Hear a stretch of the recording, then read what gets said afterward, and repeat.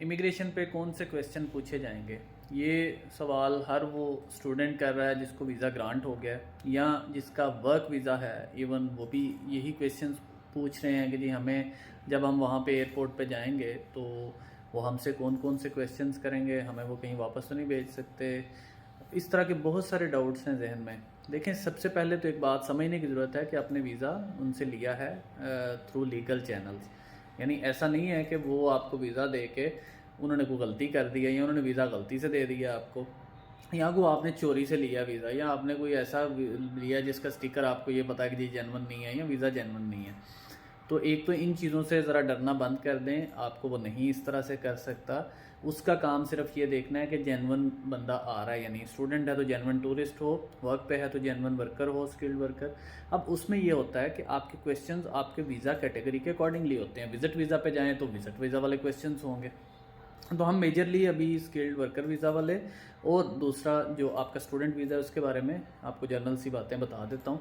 अगर आप work visa के लिए जा रहे हैं तो आपसे आपकी जो कंपनी है कि जिस कंपनी का आपके पास स्पॉन्सरशिप लेटर है उसकी प्रॉपर डिटेल्स आपके पास हों कि कंपनी करती क्या है, ब्रांचेस कहाँ पे हैं, ऑफिस आपका कहाँ पे जहाँ पे आपने काम करना है, कंपनी का एड्रेस क्या है, कंपनी आपको ऑफ़र क्या कर रही है, सैलरी क्या है आपकी, जॉब कितने आवर्स की है, कितने घंटे काम करना है, और इसके अलावा कंपनी ने आपका इंटरव्यू किस तरह से किया था, आपने सिलेक्शन किस तरह से हुई है आपकी, आप इस स्पेसिफिक पोस्ट के लिए आए हैं, आपका रेलिवेंट एक्सपीरियंस क्या है, आपके डॉक्यूमेंटेशंस क्या लगी हुई हैं, आपकी क्वालिफिकेशंस क्या लगी हुई हैं जो आपने वीज़ा फाइल करते वक्त बताई थी। ये जहन में रखिएगा कि जब आप वीज़ा जो फाइल करते हैं इन्फॉर्मेशन वो इनके रिकॉर्ड में चली जाती है।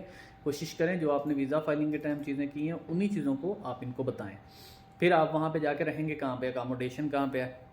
फिर कुछ वर्क वीज़ा की कैटेगरीज ऐसी हैं जिसमें आपको मेंटेनेंस फंड शो करवाने पड़ते हैं और कुछ पे नहीं करवाने पड़ते। इवन कुछ पे स्पॉन्सर आपका जो है वो मेंशन कर देता है कि मैं इनकी रिस्पॉन्सिबिलिटीज़ है, उनका एक स्पेशल इसके लिए होता है कॉलम। अगर वो फिक्स कर दे तो फिर आपको उस हवाले से तो ज़रूरत नहीं है, लेकिन अगर आपने कोई बैंक स्टेटमेंट साथ में लगाई है तो उसका बताएंगे कि आपके यहाँ पे सोर्सेज क्या थे बैंक स्टेटमेंट के हवाले से। ये बहुत ही कॉमन या क्वेश्चंस होते हैं, इसमें कोई ऐसी कोई प्रॉब्लम वाली बात नहीं होती। फैमिली स्टेटस क्या है, अगर तो शादीशुदा हैं या नहीं हैं, तो उसके अकॉर्डिंग जो आपने वीज़ा एप्लीकेशन के टाइम चीज़ें पुट की हैं ना, आपने ज़हन में रखना है कि आपने वो चीज़ें बतानी हैं उनको। तो ये वर्क वीज़ा के हवाले से इसी तरह के क्वेश्चन वो पूछता है मैक्सिमम। इसके अलावा नॉर्मली कोई क्वेश्चन और तरह के नहीं होते।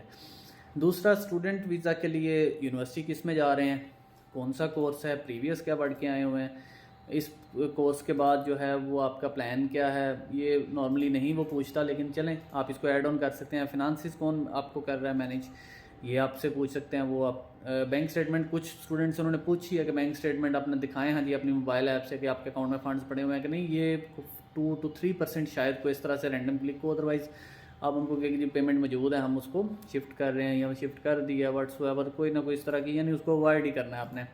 क्योंकि नॉर्मली आपको ही पता है कि सारी जो बैंक स्टेटमेंट्स होती हैं वो पेड होती हैं और वो जब वीज़ा लगते हैं तो वो रूटीन में लोग निकलवा लेते हैं। तो कोशिश करें अगर कुछ मैनेज कर सकते हैं तो बैंक स्टेटमेंट जब तक आप वहाँ पहुँच नहीं सकते उतनी देर तक उसको मैनेज किया करें। बाकी आपके इसी तरह की जो क्वेश्चंस होते हैं वो आपके रिलेटेड होते हैं और आपने इन्हीं क्वेश्चंस को एड्रेस करना होता है। बी कॉन्फिडेंट, किसी किस्म का कोई वहाँ पे ऐसे ना शो करवाएं कि जैसे आप कुछ और हैं।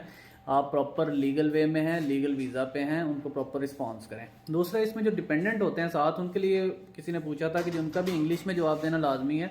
रूटीन में इनके लिए ऐसी कोई प्रैक्टिस मौजूद नहीं है, ट्रांसलेटर मौजूद होते हैं। और अगर आप साथ हों तो फिर डिपेंडेंट से उस तरह से क्वेश्चन नहीं होते। डिपेंडेंट से उस वक्त क्वेश्चन होते हैं जब आप उसके बाद जाते हैं मेन एप्लीकेंट के बाद।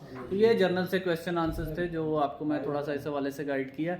बाकी इंशाल्लाह इस हवाले से कोई क्यूरी हो तो आप हमें कॉमेंट में पूछ सकते हैं या आप हमें इनबॉक्स कर सकते हैं। Thank you so much.